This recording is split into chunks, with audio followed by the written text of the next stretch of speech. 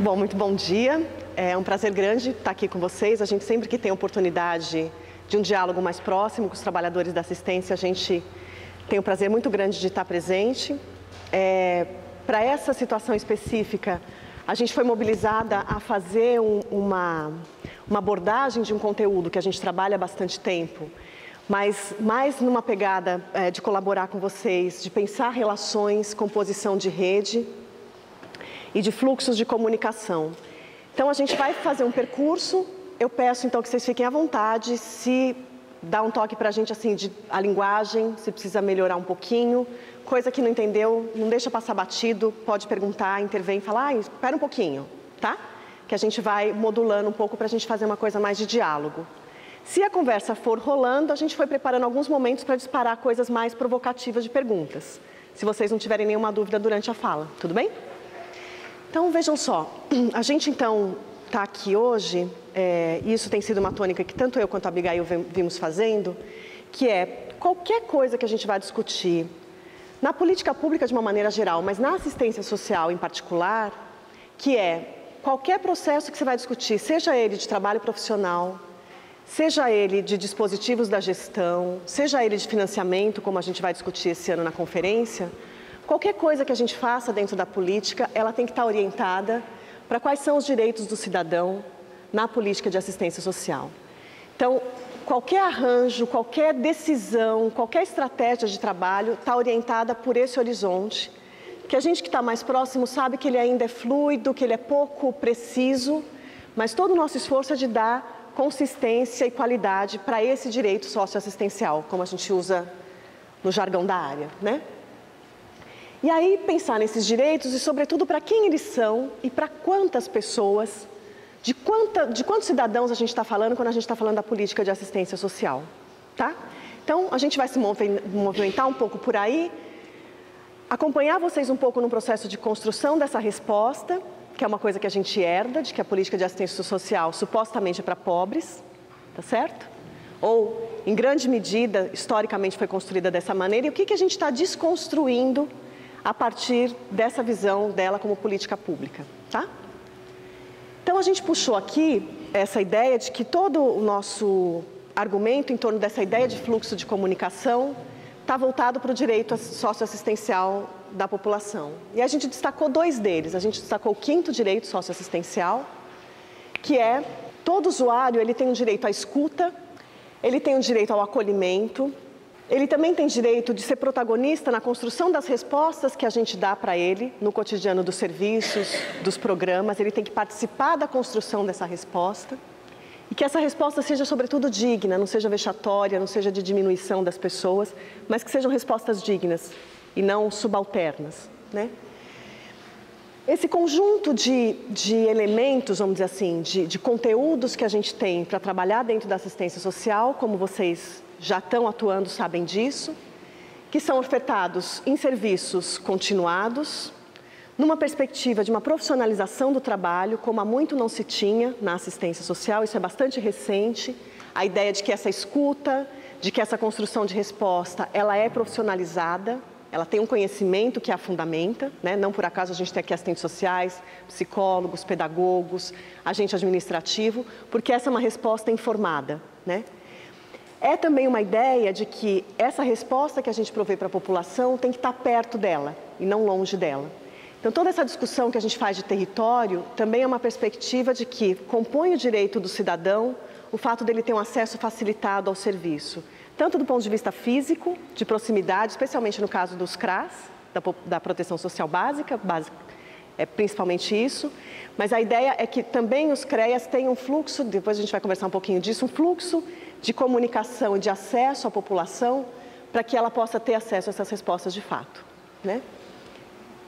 Tem uma dimensão do acesso que a gente também está num campo um pouco mais ampliado de discussão, isso também é bastante recente no Brasil, de que a gente, quando fala de acesso, eu estou falando de acesso físico, a gente também fala de acesso de um ponto de vista cultural, né? Então, de que a gente não tenha barreiras de preconceito na atenção à população, isso compõe o direito socioassistencial se a gente pensar numa perspectiva mais larga de direitos humanos. Então, isso também é uma coisa que nos orienta, né?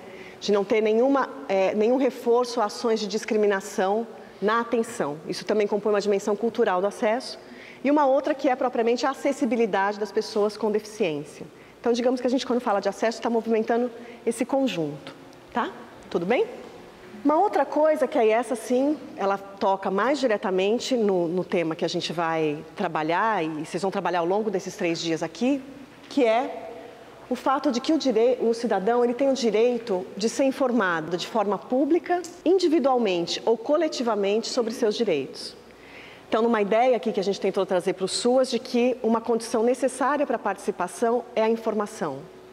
Sem informação, as pessoas não têm acesso ao direito, sem informação, elas também não conseguem reivindicar o seu direito. Então, aqui a gente tem uma dimensão muito cara e a gente vai mobilizar várias facetas do que significa produzir e circular informação dentro do SUAS, tá?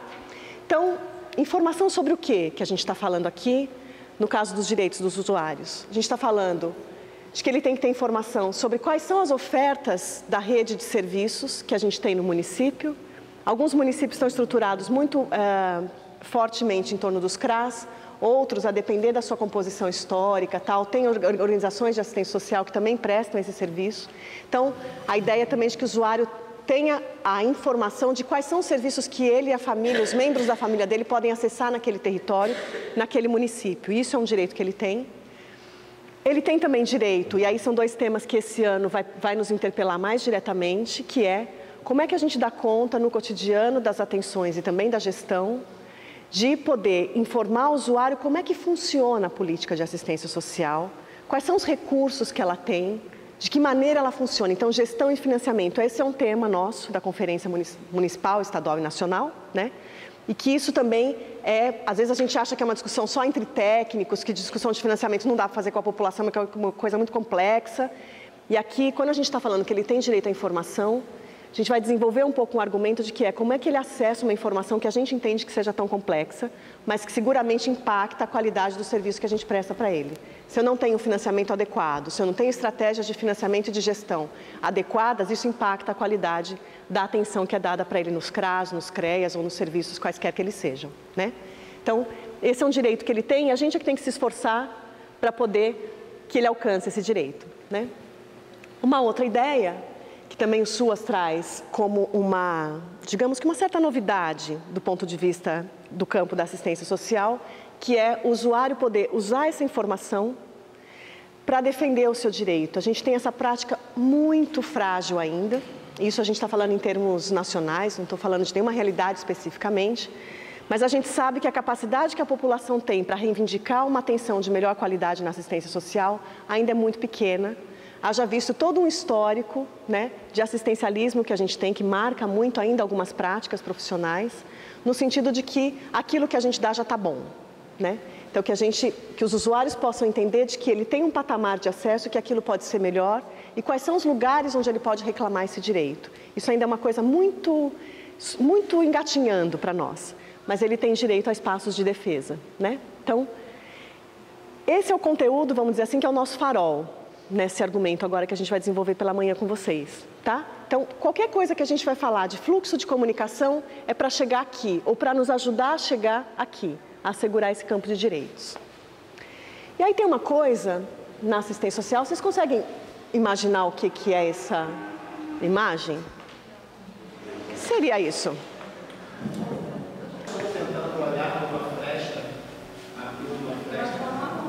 Parece que é um soco. Parece uma pessoa querendo olhar por uma fresta. Ah.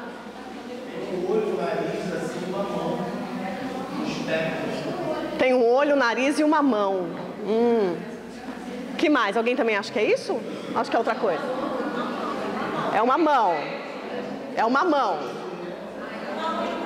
Não é mamão papaya, é uma mão. Não é mamão papaya. Mão. Mais? Alguém acha que é outra coisa? Uma mão, que não é papaya, tem olho e nariz. Uma mão com olho e nariz é uma coisa estranha. Uma mão que tem um olho e um nariz. Deve ser uma coisa um pouco esquisita. Uma mão que tem um olho e um nariz. Muito bem, qual que é a ideia aqui, ó? A gente está sensibilizando vocês para uma ideia de que, quando a gente está falando de assistência social, a gente está falando de um campo de direitos para pessoas que a gente ainda conhece pouco. ou situações coletivas que historicamente tiveram muito pouco valor, tá certo? Então, as condições de vida das populações de rua, as condições de vida das famílias que vivem em territórios vulneráveis, as situações de conflito que impedem o acesso das pessoas à riqueza cultural, ao patrimônio histórico da cidade, à circulação no espaço da cidade. São coisas que a gente achou que ou era problema de cada um, ema, cada um com seus problemas, ou então, que tipo, não tem que ter política pública para cuidar das pessoas se relacionarem melhor, que as pessoas possam conviver melhor. Isso as pessoas vão arrumando, cada um tem seu jeito, tá certo?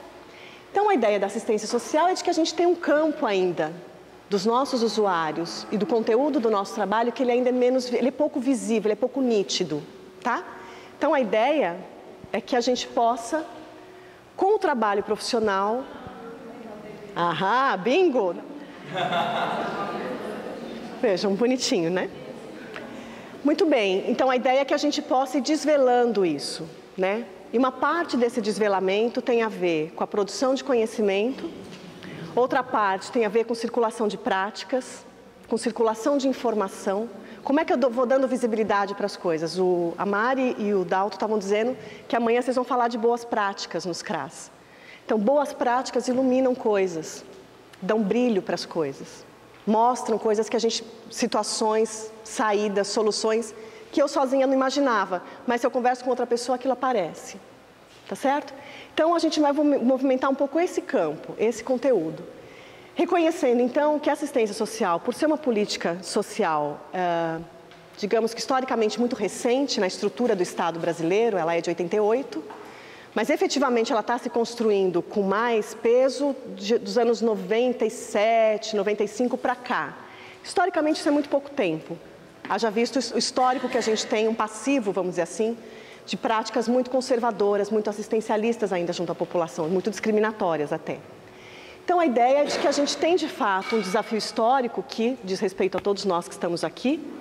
A gente que está, agora eu na gestão, a Abigail já esteve na gestão, mas a gente está na academia estudando isso, desenvolvendo nossos doutorados para isso. Vocês estão na prática lidando com isso. Esse pessoal da tecnologia, que você fala, nossa, mas o que tem a ver? Estão aqui no sentido de ajudar a gente a dar mais precisão a que situações a gente tem que proteger a população. Quais são as demandas de proteção da assistência social? Esse é o nosso desafio histórico, vamos dizer assim, e que coloca todos nós que estamos nessa roda, nesse lugar, né?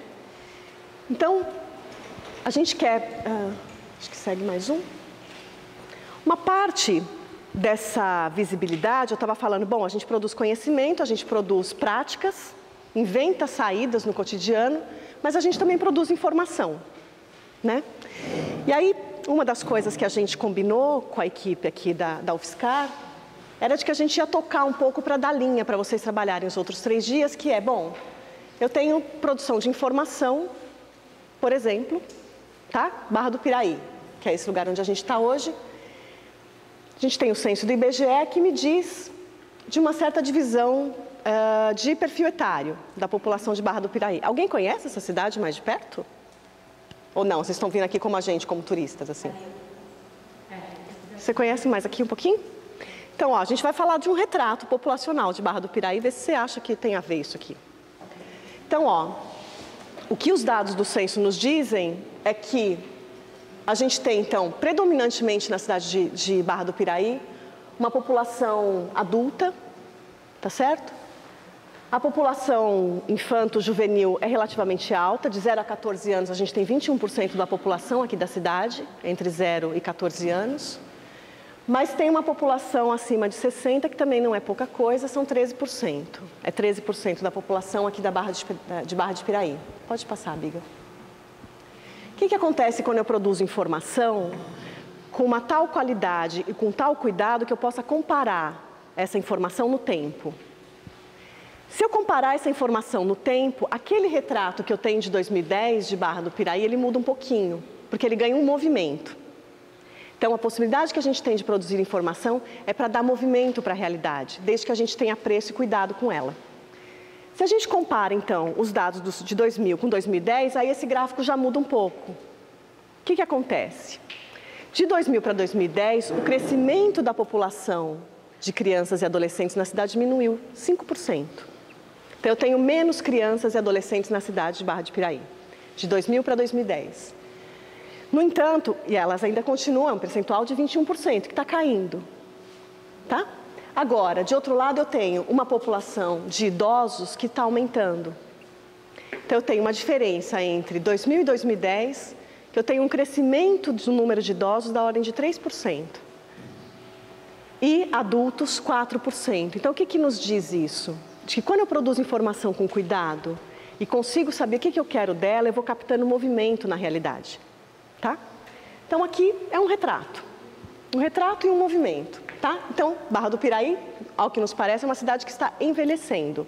A sua população está envelhecendo. Isso nos coloca desafios na política de assistência social. Tá? Então, vamos pensar uma coisa. Isso é um cenarião, eu não estou falando de quem são, eu estou falando de todo mundo que vive aqui. População residente, medida no censo de 2010, tudo bem? Mas aí eu pego o número total de indivíduos, segundo o censo de 2010, e chego nessa conta, 94.788. Esse é o número total da população de Barra do Piraí. Se a gente dividir isso pelo número de domicílios que a Barra do Piraí tem, a gente chega mais ou menos em 31.500 famílias que vivem nessa cidade, tá?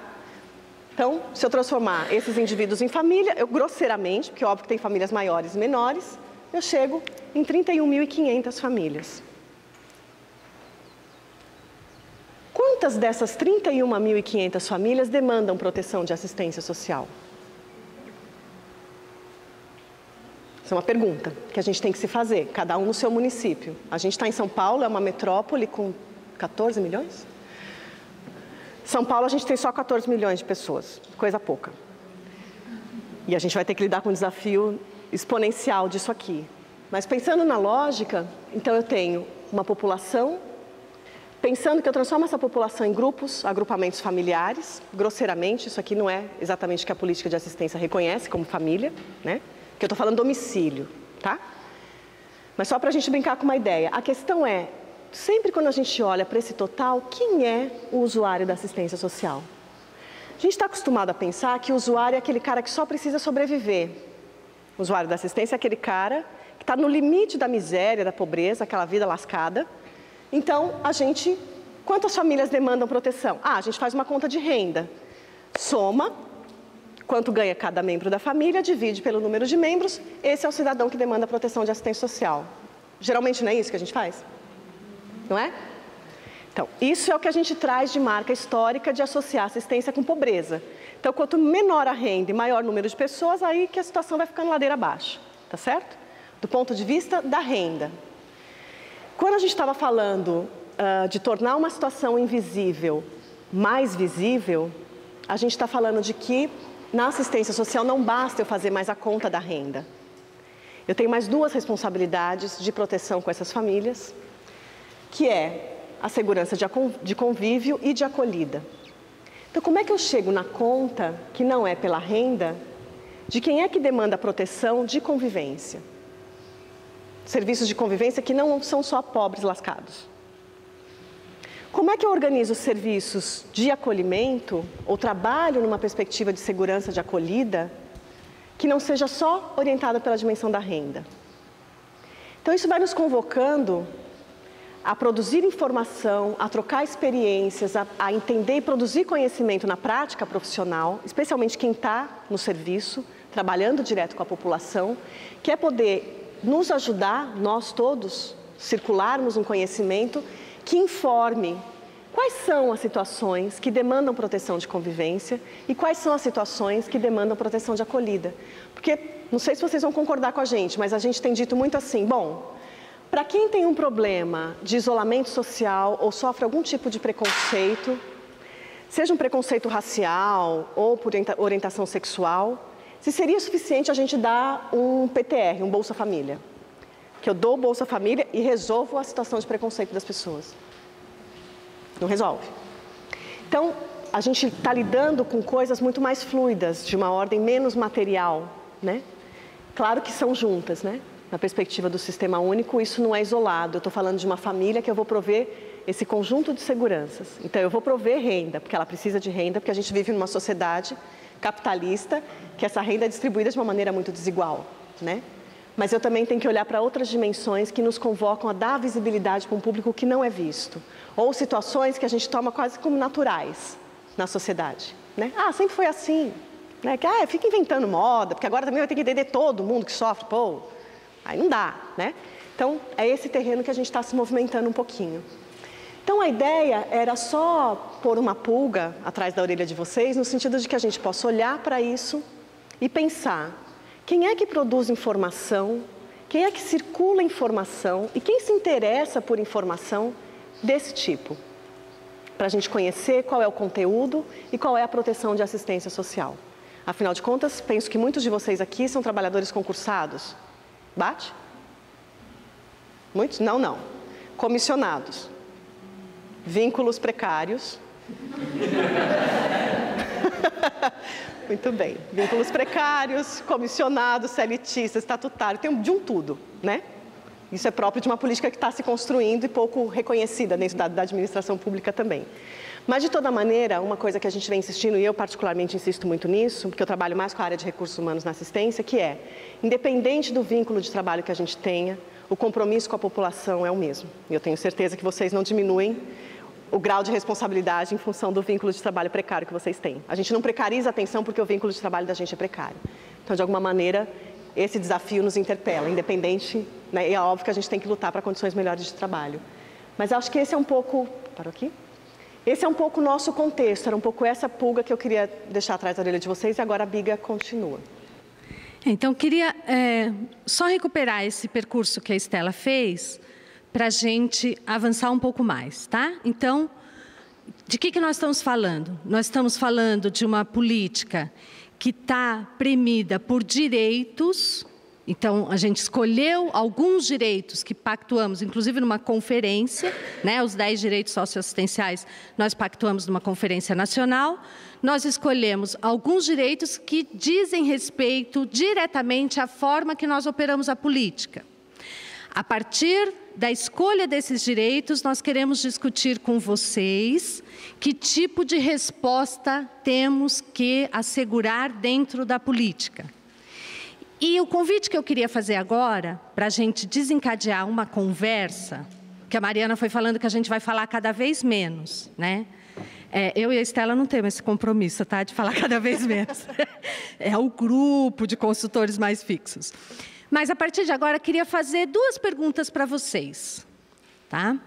Primeiro é assim, se a gente está partindo de direito da população, e se a gente está partindo deste campo de resposta que a política tem que assegurar, com quem conversamos no SUAS? Quem são as instituições, as pessoas com quem nos relacionamos? E agora é quem a gente vai lembrando do dia a dia, tudo bem? A Estela vai fazer um rol aqui e eu vou deixar a pergunta para melhorar um pouco. Então, se nós, partindo deste raciocínio que a Estela fez, de quem vocês acham que nós vamos falar? Quando nós estamos falando que vamos discutir com vocês relações no SUAS. Aliás, a Isis pediu para eu lembrar vocês, e eu não quis interromper a Estela, este material vai para vocês, tá? O PowerPoint vai desse jeitinho aqui para vocês. Então, não se preocupem em anotar essa sequência. É só para ajudar a gente a ficar no mesmo tempo, juntos, o raciocínio, tá? Vocês vão receber. Então, de que relações nós vamos falar? E que relações são importantes na política de assistência social? Se pensarmos nos direitos socioassistenciais, nas seguranças que têm que ser garantidas. Acolhimento, convívio, sobrevivência e autonomia. Tudo bem? Essa pergunta é fácil? Então, vamos lá. Quem começa a responder? De quem nós estamos falando quando a gente fala em relações no SUAS? Qualquer relação que vocês lembram. Instituição, pessoas, outros órgãos. Quem lembra quando a gente fala em relações dentro do SUAS para produzir este tipo de resposta desse ponto de partida nosso? Qualquer relação que estabelecemos no trabalho dentro do SUAS. Lembra uma?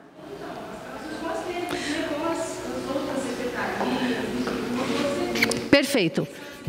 Perfeito. Então, a Rose está lembrando das relações com outras secretarias. Tá certo? Então, que são essenciais para a gente garantir essas respostas que nós estamos colocando aqui, a partir desse ponto de partida. Quem mais está lembrando? Os usuários são pessoas com quem nos relacionamos dentro do SUAS. Quem você lembrou? Você me olhou com o olhar de quem lembrou de alguém. Quem mais? Vamos lá. A equipe de trabalho. Essa caiu, já foi, né? Então vamos lembrar outra agora. Quem mais? Quem lembra? Quem lembra de alguém que vocês relacionam sempre? A saúde que está ali, né? Com outras secretarias, né? Outras políticas, outras secretarias. Saúde. Os serviços da assistência social. Vai lembrando alguns? Está falando de CRAS, CREAS. As políticas, ok? Outras secretarias, outras políticas. Os conselhos. Conselho tutelar, Conselho de Assistência Social, o terceiro setor, as organizações sociais do território, o que mais? A sociedade civil, é um conversê, né? Quem mais? Quem mais que a gente está lembrando?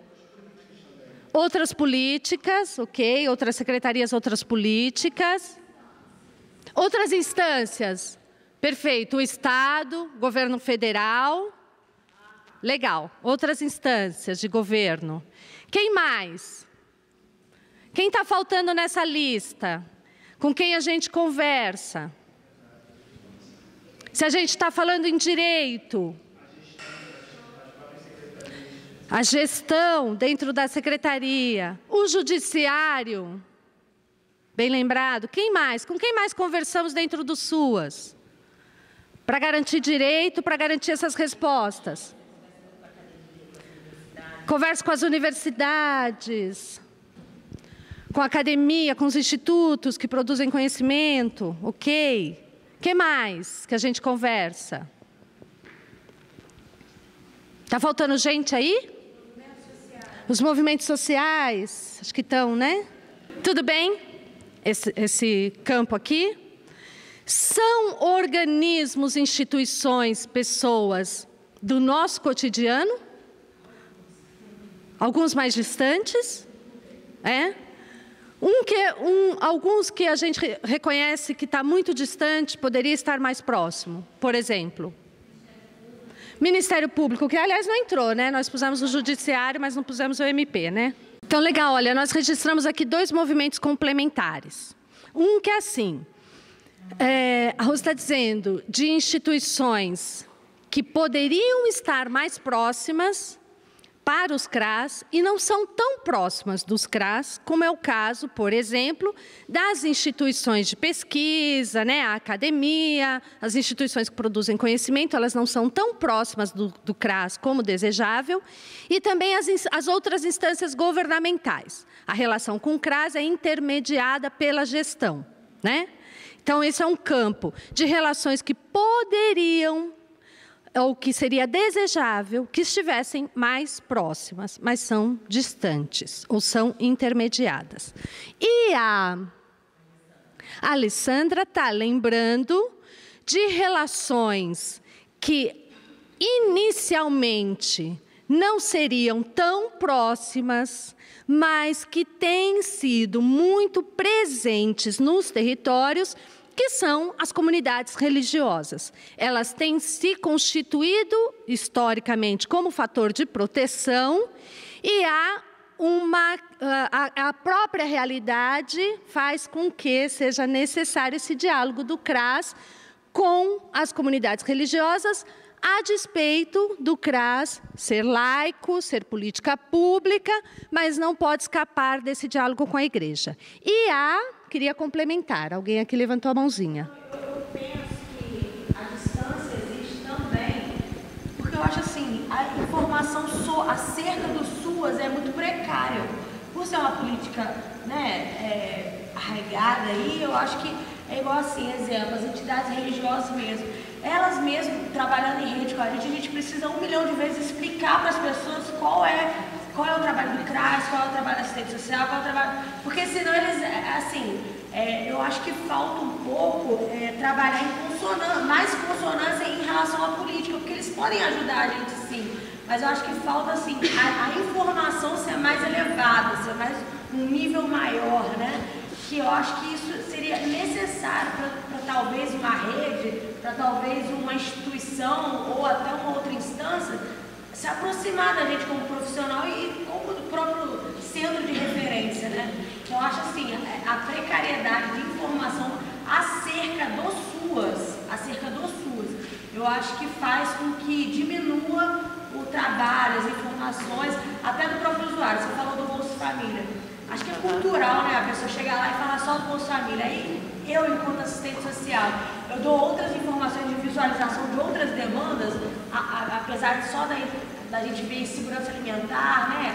A benefício de transferência de renda, a gente vê outras demandas, visualização de outras demandas, o usuário olha para a nossa cara e fala: nossa, eu não sabia que você podia me informar disso, não sabia. Então, assim, a falta de informação, esses dias mesmo eu estava no CRAS, eu fiz uma reunião com os meus usuários, perguntei: vocês sabem o CRAS?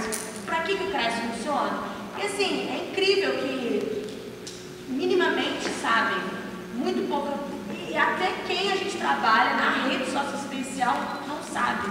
Então, eu acho que a precariedade de informação em relação ao SUAS é ainda uma realidade. Eu acho que deveria ter um nível maior de troca de informações. Você é a Thaís de Volta Redonda também. Então, só para não perder essa ideia da Thaís, para a gente fixar, Thaís está registrando. A gente tem dialogado com muitas pessoas, muitas instituições mesmo. Só que nós temos uma precariedade de informação, ela não circula o suficientemente por todos esses atores, né? Então, o que significa que, por vezes, eles poderiam contribuir mais com o sistema, né? Mas não tem uma informação suficiente para que se estabeleça. Então, nessa linha, a gente queria fazer o próximo passo. Tudo bem, todo mundo com quem a gente conversa? Tudo bem isso? Tá?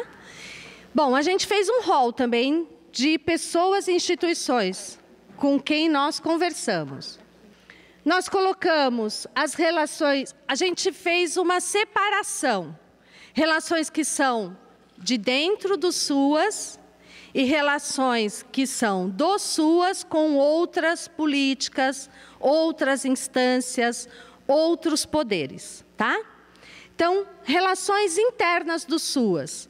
Nós pensamos as relações entre níveis de governo, que vocês colocaram ali, entre as instâncias, né? Então, entre o federal, o estadual e o municipal, que isso é para dar conta de uma das diretrizes do sistema, que nós vamos conversar com vocês o porquê dessas relações.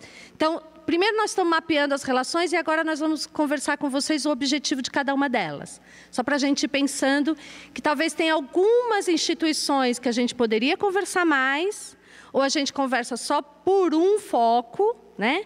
Ou ainda algumas instituições que a gente não está conversando mesmo e que tem corresponsabilidade dentro do sistema, tá?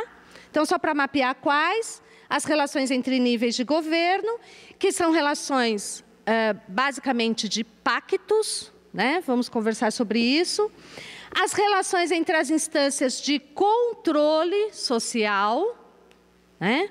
E nós estamos destacando o controle social intra-SUAS, primeiro. Então, o Conselho de Assistência Social e as conferências de assistência social, que nós temos, inclusive, esse ano, que são as instâncias máximas de deliberação dentro do sistema, né? O momento máximo de decisão dentro do Sistema Único de Assistência Social.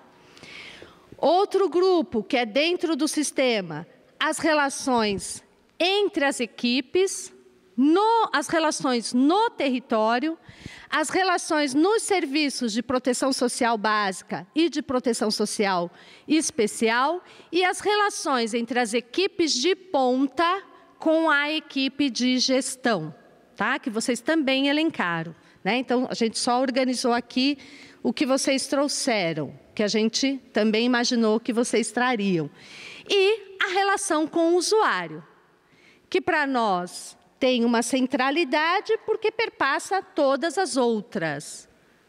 Nós estamos falando de uma política que tem que assegurar resposta para uma demanda da sociedade que se expressa nas demandas trazidas pelos usuários. Por vezes, eles vêm com uma demanda imediata, porque é o que eles conhecem que nós oferecemos. Né? Eles conhecem que nós oferecemos transferência de renda. Então, eles vêm em busca da transferência de renda. Nós temos outras obrigações de fazer pela lei, né? Eles não nos perguntam sobre isso. Nós podemos fingir que essas outras obrigações não existem e só responder o que foi perguntado, ou nós podemos perguntar outras coisas para saber de outras demandas que somos responsáveis por prover. Tá certo? Relação com o usuário passa por isso. Damos resposta só ao que foi perguntado ou perguntamos, escutamos mais para saber de outros problemas que temos que prover resposta? Tá? Então, esse é um campo nosso de desafio hoje. E nós mapeamos relações externas aos SUAS. Os SUAS com outras políticas. No nosso entendimento, nós fizemos esse degrau porque eu voltei mesmo. Dentro do SUAS, há algum campo de responsabilidade diferenciado pela garantia das seguranças. Segurança de acolhida, segurança de convívio, segurança de sobrevivência e autonomia é responsabilidade do SUAS. Não é responsabilidade da educação, não é responsabilidade da saúde, não é responsabilidade do trabalho, é responsabilidade da política de assistência social. A gente tem que construir resposta para essas seguranças. Mas, no diálogo com instâncias fora do SUAS, nós temos relações complementares. E aí nós trouxemos as outras políticas setoriais e por segmento, porque nós temos a saúde, a educação, a habitação, mas nós temos a política de defesa da pessoa com deficiência, a política de defesa do idoso, a política da criança e do adolescente, a política de defesa dos direitos das mulheres. Então, nós temos segmentos. Nós temos setores da política social e temos políticas de defesa de direitos humanos por segmento social, por segmento populacional. Nós temos os órgãos de controle e movimentos sociais, porque nós temos o Conselho de Assistência Social dentro da política, mas nós temos que prestar contas ao Conselho dos Direitos de Criança e Adolescente sobre o campo de responsabilidade da assistência social com esse segmento. Nós temos que dialogar com o Conselho de Idoso, né? Nós temos que dialogar com outras instâncias, inclusive de controle administrativo, como tribunais, que são órgãos de controle também, tribunais de contas. Então, nós temos aqui um campo. Nós temos que prestar contas à sociedade, aos movimentos sociais, até às comunidades religiosas, ao que existe de organização dentro do território, a sociedade civil dentro do território, a gente tem que prestar contas. E eles também têm um campo de responsabilidade conosco, tá certo? Nós temos que dialogar com o legislativo, porque se nós estamos falando de uma política de direito, nós estamos falando num campo legal. Direito está inscrito em lei. Para ele ser ampliado, é o legislativo. E o legislativo é um órgão de fiscalização do executivo. Então, a Câmara de Vereadores deve se portar como um órgão que fiscaliza a atenção aos direitos que o Executivo desenvolve. Então, nós temos que dialogar com o legislativo. Dialogar levando pautas prioritárias, dialogar para assegurar ampliação de orçamento, dialogar para que questões próprias à continuidade da atenção sejam asseguradas em lei. Por exemplo, o Sistema Municipal de Assistência Social. Isso é uma lei a ser criada dentro de cada município. Nós temos pouquíssimos no Brasil que têm um sistema criado em lei para essa continuidade. Ok? Então, a gente tem um campo de conversa com o legislativo, que faz as leis. Nós temos um campo de conversa com o judiciário, que fiscaliza a aplicação da lei. E, especialmente, nós atuamos com o judiciário quando a gente fala de violação de direitos de crianças e adolescentes, de mulheres vítimas de violência, de idosos. Então, nós temos aqui um outro campo de conversa que é de corresponsabilidade com suas, mas que não é de provisão da atenção. Não é o juiz que atende a população, que desenvolve a prestação de serviço. É o executivo que faz isso. Mas tem decisões dele que rebate sobre a nossa ação. Tudo bem esse campo de conversa? Todo mundo está aí, né? Não esquecemos ninguém, não, né? Tem alguém que relacionou aqui que não está lá? Ah, você fez o... Você foi ticano? A academia. Um ato falho. Para os trabalhadores da assistência social ficarem mais musculosos. Nós só esquecemos da academia, né, ali, das instituições que produzem conhecimento, né, que produzem pesquisa, investigação, que sistematizam o conhecimento para colocá-lo em diálogo com o conhecimento que vai sendo produzido pela prática, né?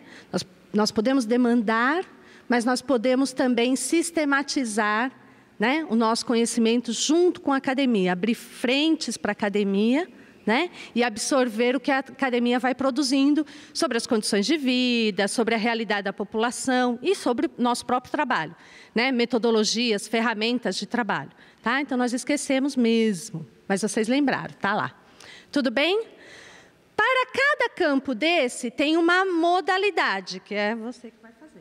Tem uma modalidade dentro da nossa organização de sistema. Então, a gente só queria fazer fixar um pouco os campos de responsabilidades desses atores aqui, ok? Que eu já fui levantando um pouquinho, mas a Estela vai amarrar.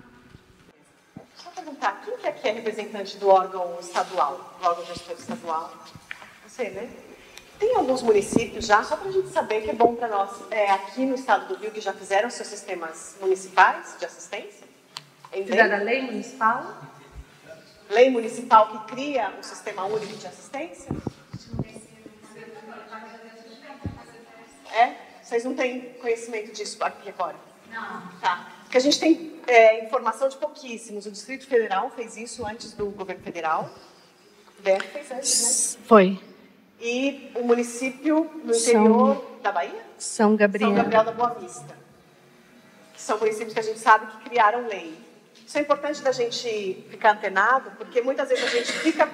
As decisões do legislativo nos afetam, porque eles é que aprovam o orçamento, eles é que aprovam o concurso público, então muitos de vocês, precarizados e não precarizados, sabem da importância que é fazer concurso público para a gente aumentar a capacidade das equipes, mas isso é uma questão que demanda uma articulação do executivo. Quem aprova o concurso público é o legislativo. Então, se a gente não tem um campo de relação com o legislativo, o processo de aprovação dos concursos públicos, por exemplo, infinitamente prolongados e prorrogados, né? E a questão do sistema único em nível municipal é uma das, claro que não é garantia, mas é um pouco mais de segurança jurídica para a gente poder reivindicar esse percurso, né? Então, mas depois a gente até manda um e-mail para vocês saberem, a gente ficar antenado com isso. É legal saber, né? Porque aí vai dando noção do quanto a gente está se estruturando nessa direção, né? Muito bem, então como a gente falava para vocês, orientados por aquela ideia do direito dos usuários, a gestão, na verdade, ela organiza os meios. Ela é só isso, ela não é a expressão da finalidade. Mas sem as escolhas dos modos de fazer claras, a gente pode estar falando de assegurar um direito indo para uma direção, tomando decisões, organizando os meios no sentido contrário a eles, né? Então, o que a gente vai explicitar um pouco mais agora, e aí isso vai ficar também como uma pista, caso vocês queiram seguir nos outros 2 dias de trabalho aqui, que é, toda vez que a gente falar de um campo de relação, seja ele para eu me comunicar, seja para eu produzir e trocar informação, como ela lembrava bem, que a gente tem muito pouco essa prática ainda, né? Tanto de um ponto de vista quanto do outro, é sempre importante a gente se perguntar para quê? Qual é o meu interesse? Qual é o meu desejo nessa troca? Porque ela não acontece espontaneamente. Ela acontece porque ou eu tenho um grau de responsabilidade definido, que é o que a gente vai conversar agora, ou porque realmente eu vejo aquilo que ela... Como se chama mesmo? A Thaís falava, que é... Se eu tenho mais informação, eu aumento meu potencial de rede. Se eu tenho uma falta de informação, eu tenho uma rede potencial que não acontece. Então, a gente vai falar um pouco aqui dos lugares institucionais, de como é que eles produzem essa informação, circulam com que interesse. Tudo bem? Então, do ponto de vista da gente pensar o SUAS, orientado pelo marco da legalidade, como a Bíblia dizia, da Constituição Federal, então ele é um sistema descentralizado e participativo. Todo mundo fala isso, né? Mas a questão é que consequências isso tem para nós, do ponto de vista da gestão, para a gente alcançar o direito dos usuários, né? Toda a ideia de descentralização, a gente tem que pensá-la que qualquer processo de descentralização de poder, ele se justifica porque eu vou dividir a responsabilidade com o outro perante uma finalidade. Então, a ideia da descentralização no sistema, para quê? Para que o governo federal, o governo estadual, o governo municipal entendam o que cada um é responsável legalmente, porque isso está definido em lei, tá certo? Mas no que um e outro se complementam para garantir um salto de qualidade ou de cobertura na atenção à população. Então, essa ideia é muito forte na descentralização de para que eu faço isso? Eu faço isso para dividir responsabilidades. Uma outra coisa que a gente faz na descentralização, que é para assegurar a continuidade da atenção. Isso tem uma via que a gente entra nessa discussão de assegurar a continuidade, que é muito dos conteúdos que o processo de descentralização, os lugares de tomada de decisão fazem, é, por exemplo, para definir pactuação de recursos. Quanto dinheiro do governo federal vem para o Estado, quanto dinheiro do Estado vai para o município, isso para definir, para assegurar uma perspectiva de continuidade. No Sistema Único, a gente avançou bastante nessa direção, quando a gente teve a NOB, que a gente fala NOB SUAS 2005, e agora mais ainda, com a ideia de você ter repasses automáticos de um fundo para o outro. Quem aqui está na política de assistência social há uns 15 anos, 12 anos? Tem alguém que tem esse tempão assim? Não precisa falar a idade, só o tempo que está na assistência. Eu não vou fazer a outra pergunta. Você tem mais de 10? Você tem 11 anos na assistência, uma adolescente na assistência social. Quem mais? Tem mais de 10? Não. Só você tem mais de 10 anos na assistência social? É a nossa brother. Então, ó, só para dar uma notícia disso para vocês, de assegurar a continuidade. Na ideia de discussão de meios da gestão para alcançar uma finalidade. O jeito que a política de assistência social era organizada no financiamento, o modo como se fazia o financiamento na assistência social, ele tinha interrupção. Então, você fazia um convênio do município com o governo federal e tinha um intervalo, não é?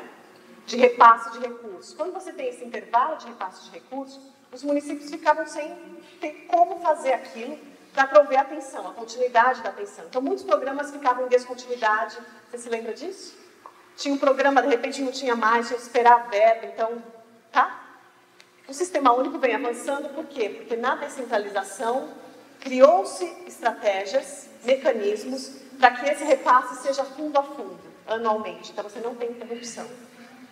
Do ponto de vista do usuário, isso é muito bom, porque você tem uma continuidade da gestão de recursos, entrada de recursos, prestação de contas e tal, que isso não tem descontinuidade no trabalho. Só para pegar um exemplo, tá? Por isso que a hora que a gente vai entender NOB, SUAS, financiamento, isso é importante, porque isso nos afeta. Porque se tem descontinuidade de recursos, tem descontinuidade de trabalho, né? Uma outra coisa que é importante, aí aqui o papel do Estado é fundamental, que é, na descentralização, a gente também tem a produção coletiva e territorializada de informação. A gente sabe que isso ainda está bastante engatinhando também na assistência social, Mas na divisão de responsabilidades, cada ente, município, estado e governo federal, produzem um campo de informação. O nosso horizonte é de que esse campo de informação ele possa subir e descer.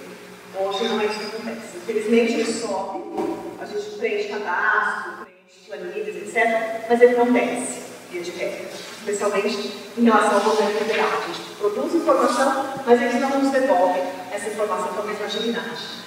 Uma outra coisa um outro caminho, uma outra diretriz da assistência social é o controle social e a participação. E aí, quando a gente está chamando a atenção para essa diretriz, o que nos interessa do ponto de vista de marcar para vocês o para quê? Por que eu tenho que ter, ou por que a gente tem conselhos de assistência social, por que a gente tem conferências de assistência social?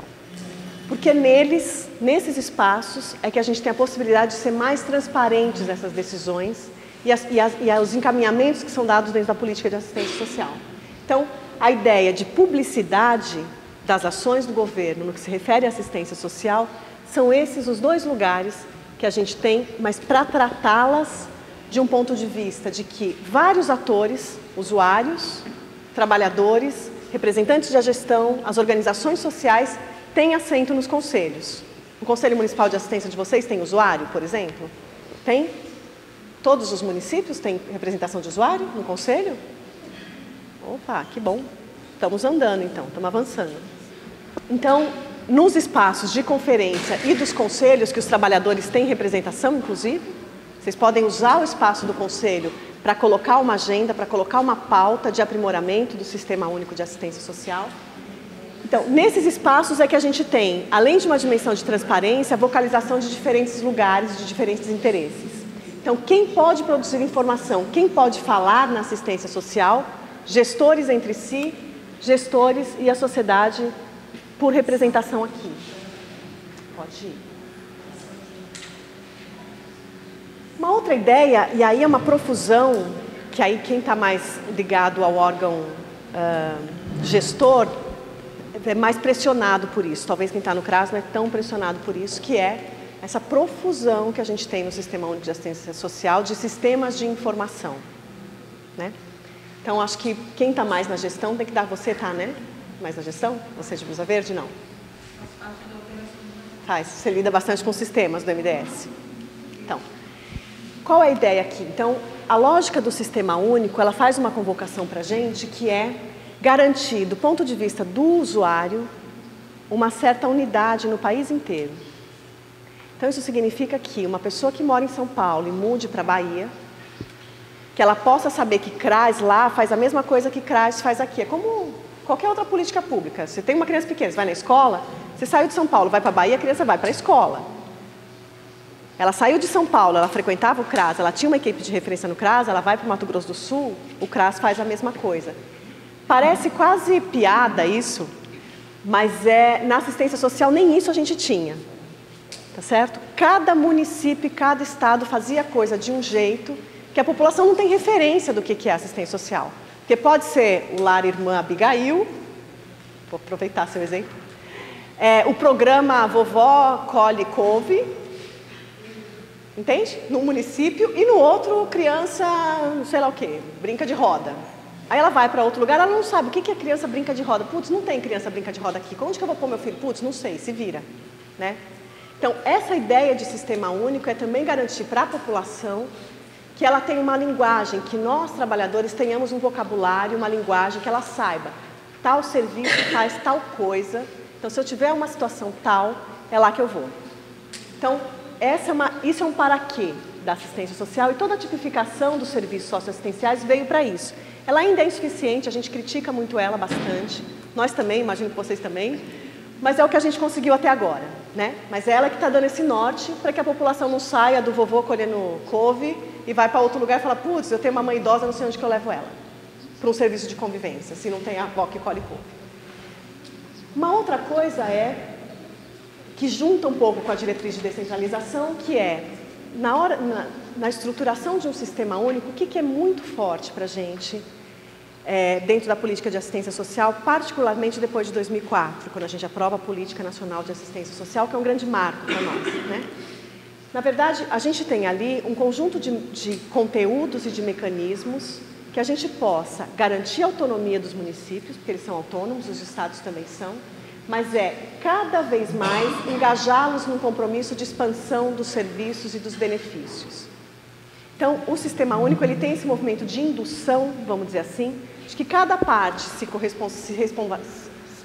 responsabilize pelo que é seu e faça uma dobradinha com aquele com quem ela pode contar. Do ponto de vista da expansão de serviços, o governo federal tem estimulado por vários mecanismos e índices de gestão descentralizada, vários instrumentos de produção de informação para induzir que os municípios estruturem seus serviços para ter cofinanciamento federal. E aí, portanto, quanto mais recursos, melhor eu estruturo o meu trabalho, tá certo? Pagamento de recursos humanos também, houve uma alteração na Constituição Federal, inclusive, para que pudesse ter dinheiro do governo federal para cofinanciar, como a gente fala, recursos humanos nos municípios, tá? Então é disso que a gente está falando, numa perspectiva de expandir a atenção, seja de benefício, seja de serviço. Tem um pé de barro nosso ainda dentro do sistema, que ainda não há uma linguagem comum no país sobre o conteúdo e o acesso aos benefícios eventuais. Não sei se aqui no Rio de Janeiro foi regulado no estado de São Paulo não foi. Foi regulado. Foi? Foi regulado os benefícios eventuais? E o acompanhamento também. Legal. No estado de São Paulo, por exemplo, ainda não. Então, a gente tem movimentos muito diferentes do ponto de vista de acesso dos usuários, por exemplo, aos benefícios eventuais. Tem estados e municípios que ainda não fizeram essa regulação, né? Então, estamos ainda caminhando. Para a gente reter a ideia, então, dessa lógica que a gente está falando de produção de informação e comunicação. Quando a gente está falando de sistema, e aí eu já estou encaminhando para o final da fala, que toda a lógica de sistema é assim, eu mexo aqui, eu balanço ali. Se eu reposicionar essa parte, a outra muda. Então, a ideia de gestão por sistema é que a hora que eu mexo num pedacinho, o outro mexe também. Eu não consigo tirar uma coisa de lugar e manter tudo como está. Eu não consigo instalar um CRAS e falar que é igualzinho que era antes. Não é. Pode não ser aquilo que a gente queria, mas igualzinho que era antes não é mais. Eu posso ter estruturado uma equipe, sei lá, por exemplo, municípios que a gente tem visto muito no interior de São Paulo, equipes totalmente estruturadas com cargos em comissão, sem concurso público.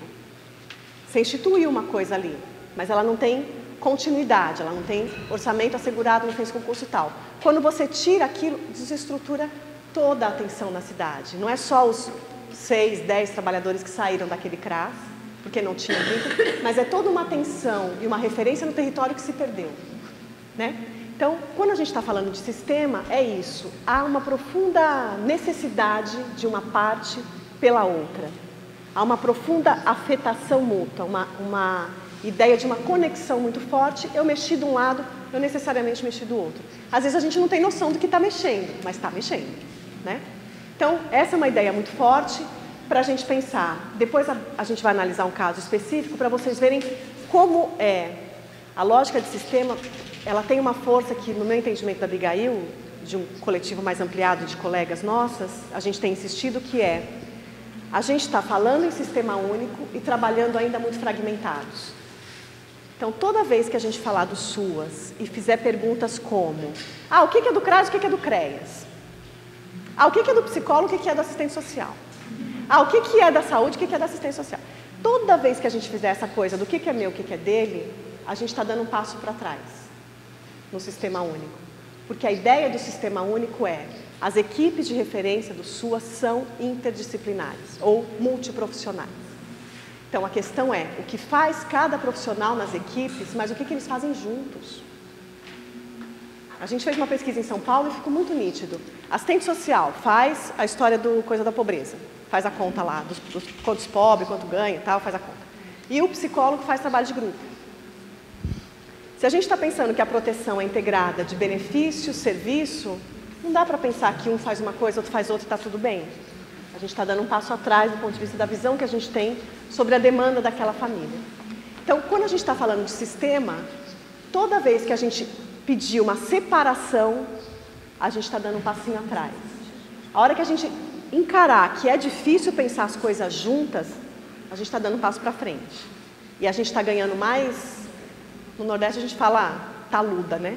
A pessoa fica mais taluda quando ela realmente encara que, aquilo é mais difícil de fazer junto com o outro é mais difícil mesmo, né? Mas se a gente fizer junto, a gente vai dar um salto de qualidade, seguramente, porque a proteção e a atenção para a família vai ser muito melhor. Essa é a aposta, né? Se assistente social, pedagogo e psicólogo trabalharem juntos, a qualidade da atenção é muito melhor do que só o psicólogo fazer, só o assistente social fazer ou só o pedagogo fazer. Essa é a concepção, né? Ok, então vou eu. Bom, o convite agora, nós estamos caminhando para o final, tá? Da nossa intervenção, fazendo essa lógica de pontuando todos e o que eles têm de demandas e de finalidades dentro do sistema. Nosso convite agora, eu vou ler uma historinha para vocês. Vou ler um caso, uma adaptação que nós fizemos de um caso real, tá? Não precisa lembrar dos detalhes, mas trechos da história que eu for narrando, vamos pensando quem tem responsabilidade, quem são instituições ou atores que nós dialogaríamos para pensar esse tipo de situação, ok? Então vocês vão anotando aí, depois nós vamos fazer o rol de novo para fechar, tudo bem? Então vou lá, vou contar a história.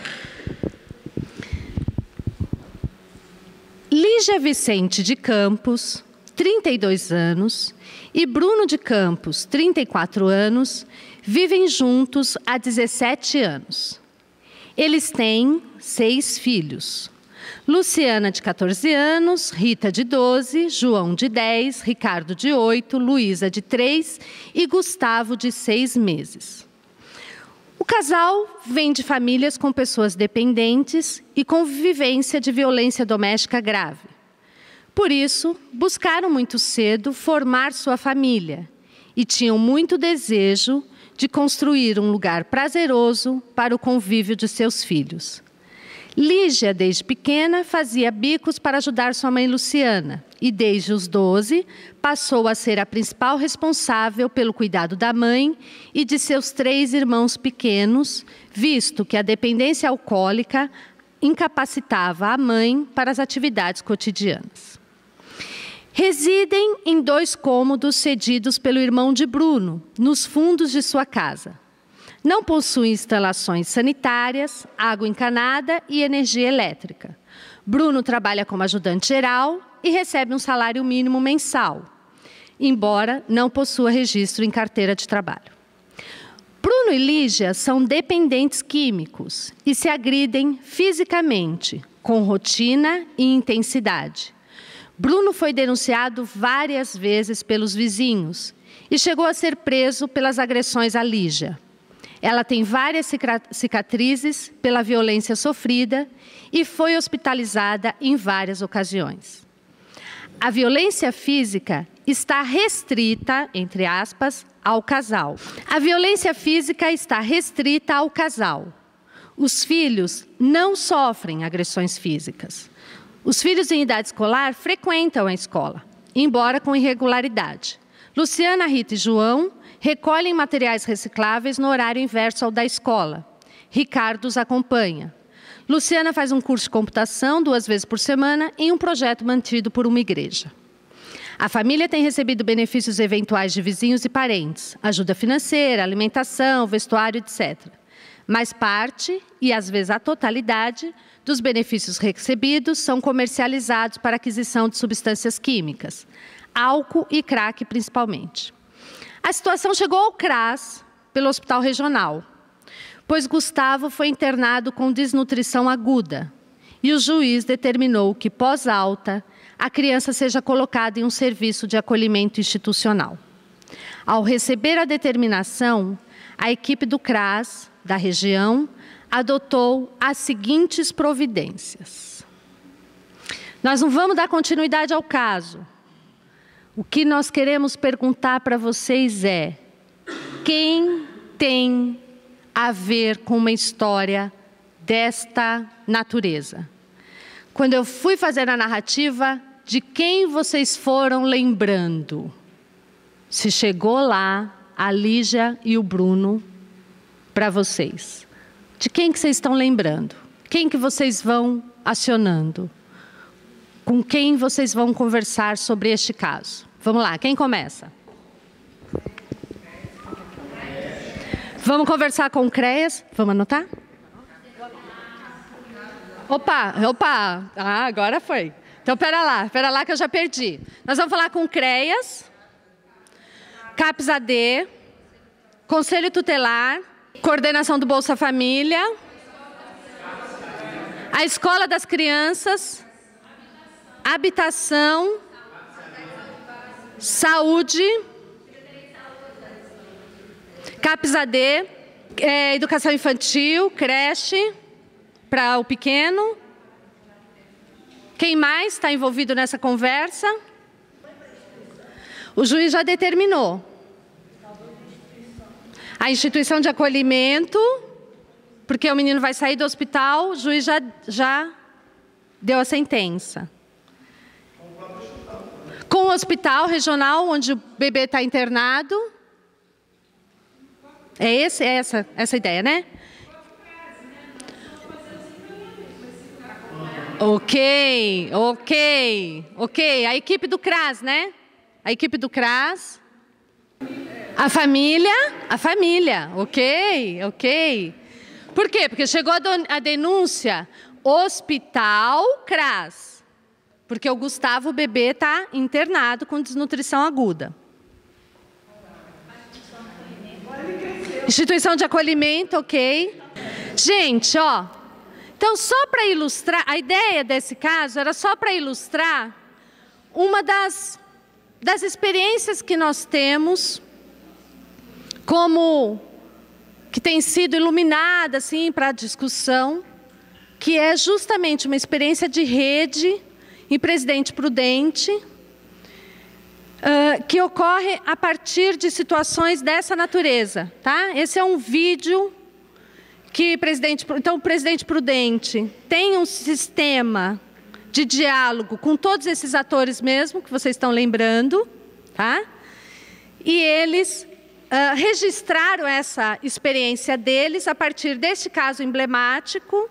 Este material está disponível na internet, se vocês quiserem usar para as discussões de vocês, chama Nega, o filme que eles produziram, junto com a Secretaria de Proteção das Mulheres, Secretaria Nacional, e é um trabalho constante que eles têm de rede que acompanha com periodicidade situações mais complexas, sob coordenação do CRAS, nesse caso, porque o eixo é territorial, a despeito de ser uma situação que envolve demandas de proteção especial. Então, nós estamos querendo ressaltar que, a despeito de termos vários atores, nós somos todos corresponsáveis, então ninguém passa. Todo mundo fica aí e continua. Pode ser em alguns momentos mais intensamente. Então, enquanto a criança está acolhida, tem um campo de diálogo mais próximo. Né? Terminado o prazo de acolhimento, especialmente se ele for breve, como recomenda a lei, a instituição de acolhimento não vai ter um papel tão proativo junto à família, tá certo? Mas, e aí o diálogo pode reduzir, mas é uma instituição, né, que tem um vínculo com aquela família, então permanece em diálogo. Só que a gente só queria ressaltar esse raciocínio com vocês, tá? Para dizer da relevância desses diálogos estarem continuamente alimentados. E aí, só para fechar a nossa organização aqui desses desafios do SUAS, para assegurarmos corresponsabilidade, a gente queria ir na linha da Thaís, para lembrar alguns desafios que temos para fomento da comunicação no SUAS, ok? Alguns desafios. O primeiro deles, a nossa linguagem tem que ser mais clara e não cifrada. Nós conversamos razoavelmente bem entre nós. Quando tem alguém extra suas, a pessoa não consegue entender o que a gente fala. Tá certo? Porque a gente fala, bom, nós vamos fazer uma reunião com o CRAS e o DPBA. E porque nós temos uma relação com o CREAS e o DPE para estabelecer como é que vai se dar a supervisão das ILPIs. Né? Então, só nós. Às vezes nós. Né? Nem sempre nós. Porque, por exemplo, nós temos CMDCA, nós temos CONDICA, nós temos CMAS ou COMAS, tudo para dizer do mesmo órgão. Né? Então, os conselhos de assistência social são COMAS, são CMAS, são CEMAS, né? Os conselhos de criança e adolescente são CONDICA, são CMDCA, cada um de nós usa uma sigla, ok? Então, nós temos problema de linguagem. A nossa comunicação tem que ser mais clara. Nós temos que ter um esforço de comunicação dentro de nós, para fora, então, nem se fala. Com o usuário, então, nós temos uma relação com a política, que é uma relação de dificuldade de comunicar o que ela faz. E mais, a gente tem dificuldade de comunicar mesmo o que já estabelecemos como identidade, como responsabilidade, nós temos dificuldade de traduzir isso numa linguagem em que todas as pessoas entendam. Então, ainda que definamos, por exemplo, que vamos fazer acompanhamento familiar, porque isso é uma responsabilidade da política. Dizer o que é isso, em linguagem compreensível, dentro da política e fora dela, é um desafio. Então, nós estamos assumindo que o acompanhamento familiar é nosso, mas o que é essa atribuição do ponto de vista de resposta concreta?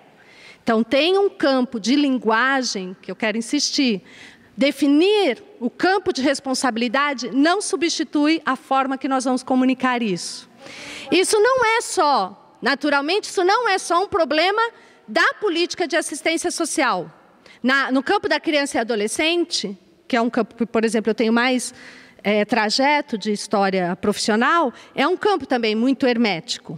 Né? A gente faz glossário dentro do campo da criança e adolescente, para as pessoas entenderem o que a gente está falando. Porque também a gente fala, né, do CT, da MSE, né, do adolescente, autor de ato infracional. A gente também tem uma linguagem hermética, fechada.